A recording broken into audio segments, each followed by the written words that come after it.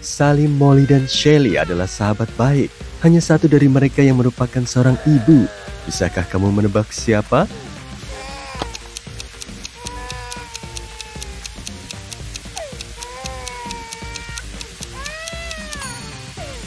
Salim menyimpan popok untuk bayi yang baru lahir di kamar mandi, jadi dia adalah seorang ibu. Salim, Molly, Shelly, dan teman mereka, Eric, berjalan-jalan pada larut malam. Mereka harus menyeberangi sebuah jembatan yang akan terangkat dalam 11 menit. Salim membutuhkan waktu 3 menit untuk menyeberanginya. Molly membutuhkan waktu 4 menit, Shelly 1 menit, dan Eric 2 menit. Jembatan ini hanya bisa menampung 2 orang sekaligus, dan mereka hanya memiliki 1 lentera. Jadi siapapun yang menyeberangi jembatan, seseorang harus kembali untuk memberikan lentera kepada yang lain. Apa yang harus mereka lakukan?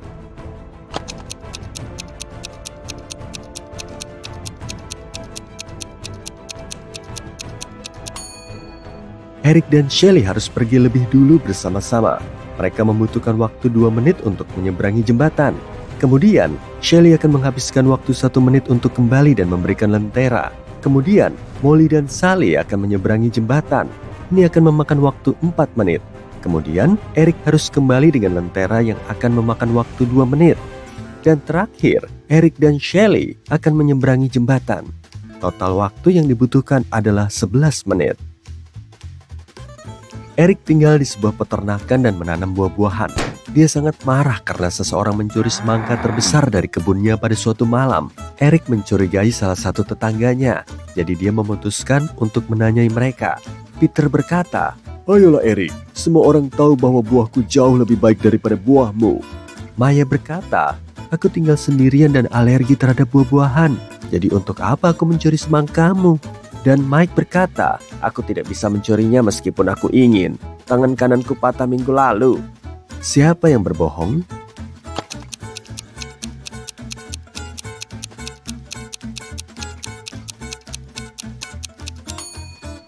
Maya, lihatlah blendernya. Dia membuat smoothie dengan pisang dan kiwi. Oleh karena itu, dia berbohong tentang alerginya. Eric pergi ke restoran favoritnya dan langsung melihat satu detail yang janggal. Dapatkah kamu melihatnya juga?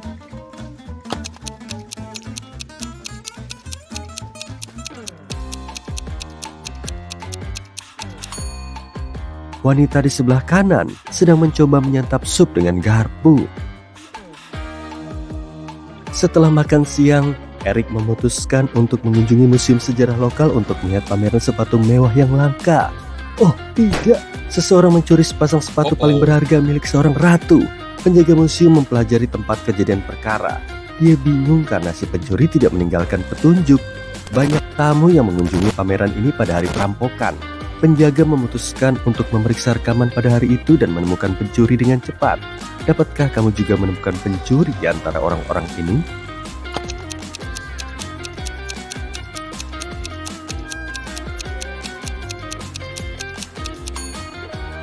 Ada sesuatu yang sangat mencurigakan dari wanita ini. Dia menjadi lebih tinggi pada gambar kedua. Itu karena dia mengenakan sepatu curian. Eric meninggalkan museum dan mengetahui bahwa seseorang telah mencuri mobilnya dan menabrak pohon. Dia menanyai 3 tersangka. Bella berkata, "Aku baru saja tiba di sebuah pertemuan bisnis, tapi aku melihat mobilmu yang rusak dan mendekat untuk menawarkan bantuan." Lily berkata, "Itu bukan aku, tapi kurasa aku melihat seseorang berlari keluar dari mobilmu. Dia mengenakan hoodie." Dan Bill berkata, "Anjingku kabur pagi ini. Aku baru saja berkeliling blok untuk mencarinya." Siapa yang mencuri mobil?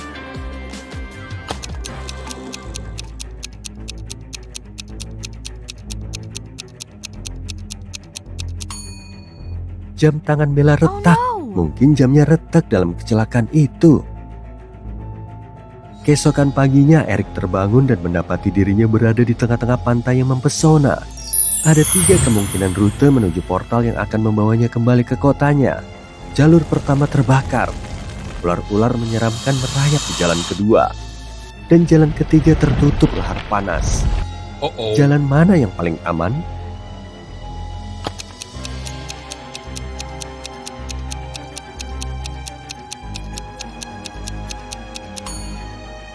Api dan lahar dapat membakarnya dengan ganas. Tapi ular-ular itu tidak akan menyerang kecuali dia memprovokasi mereka. Eric memasuki portal. Namun alih-alih kembali ke rumah, dia malah masuk ke penjara. Eric menghabiskan 1 bulan di penjara untuk merencanakan pelariannya. Selama periode ini, dia menggali terowongan dan mengemas banyak makanan untuk dimakan. Ini dia berlari melalui terowongan. Tapi di ujungnya, dia menghadapi 3 pintu. Penjaga yang paling tegas dan kuat bersembunyi di balik pintu pertama. Ada vampir lapar di balik pintu kedua yang menggigit siapa saja yang berani masuk. Dan ada seekor anjing yang marah di balik pintu ketiga. Sama seperti vampir, dia suka menggigit tahanan. Bisakah kamu membantu Eric memilih pilihan yang terbaik?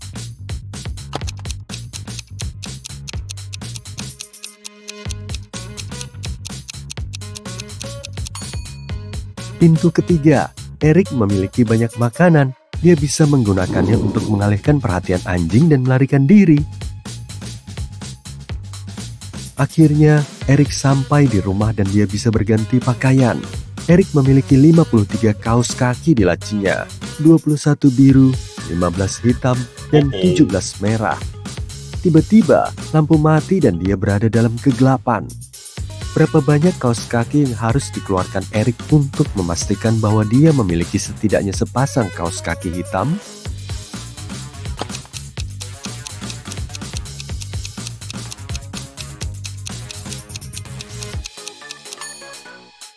Mari kita pertimbangkan skenario pesimis di mana Eric hanya menarik kaos kaki merah dan biru sampai habis.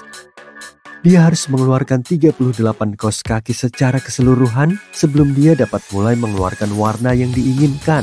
Oleh karena itu, kita harus menambahkan 2 kaos kaki lagi pada angka 38 untuk memastikan Eric memiliki setidaknya 1 kaos kaki berwarna hitam. Jadi jawabannya adalah 40 kaos kaki. Keesokan paginya, Eric berjalan-jalan di taman. Tiba-tiba, seorang pria asing merampas ponselnya dan bergegas pergi. Eric menemui seorang petugas polisi dan menggambarkan perampok tersebut. Dia mengenakan mantel, topi, dan kacamata. Dia juga memiliki kumis. Petugas itu berlari ke arah yang ditunjukkan Eric. Sedikit lebih jauh, dia menemukan topi, mantel, dan kacamata tergeletak di tanah. Dia memutuskan untuk menggeledah kafe setempat. Ada 4 pengunjung di dalamnya. Salah satu dari mereka adalah si pencuri. Dapatkah kamu mengenali siapa?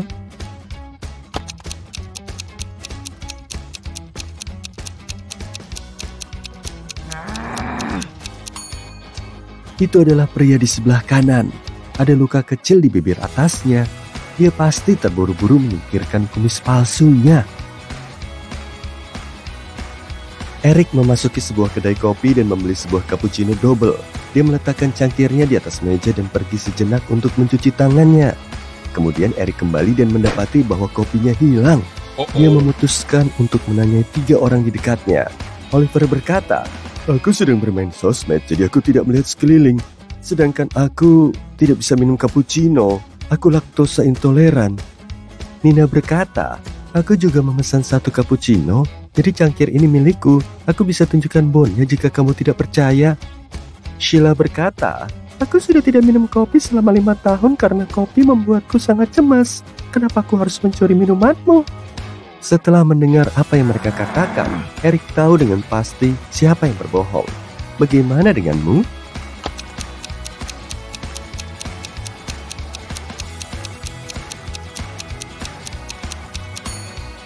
Ada sepotong keju di dalam roti lapis Oliver, tapi itu bisa jadi vegan. Nina mengambil cappuccino yang lebih kecil, jadi cangkir ini bukan milik Eric. Sementara itu, Sheila memegang sekali minuman kopi dingin. Oleh karena itu, ceritanya palsu. Eric dan temannya, Shelley, bertemu untuk minum kopi. Dia sangat bersemangat karena ada seorang pria yang dia taksir. Eric meminta dia menyebutkan namanya, tapi Shelley terlalu malu. Jadi dia hanya menulis kode berikut di selembar kertas. Bisakah kamu mengetahui nama orang yang ditaksirnya?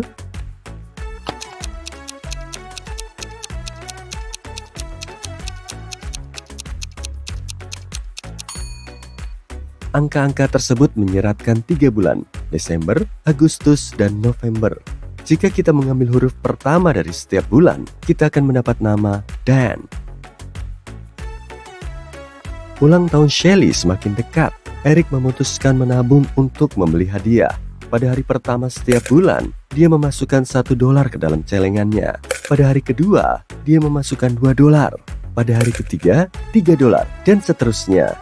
Yeay, hari ulang tahun Shelly akhirnya tiba. Dan Eric telah menabung total $276 di celengannya. Dapatkah kamu menebak lahir Shelly di bulan itu?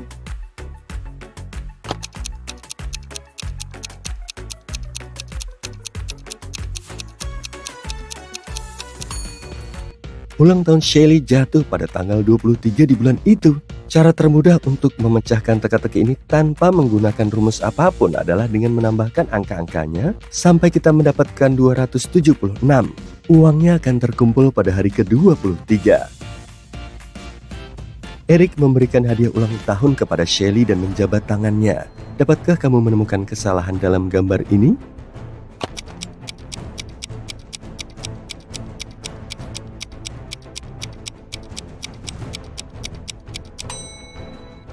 Orang cenderung melihat cincin kawin di jari yang salah, tapi ini bisa jadi hanya cincin biasa.